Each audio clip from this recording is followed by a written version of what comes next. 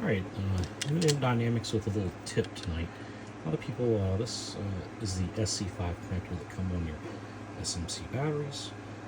Danny did a really good job on these, and some people want to know how they can get the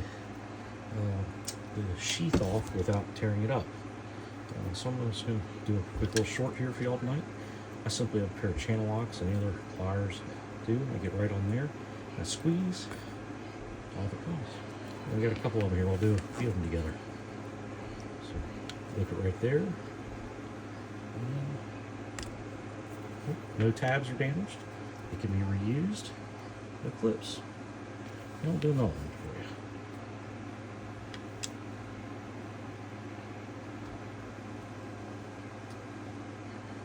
you. There we go.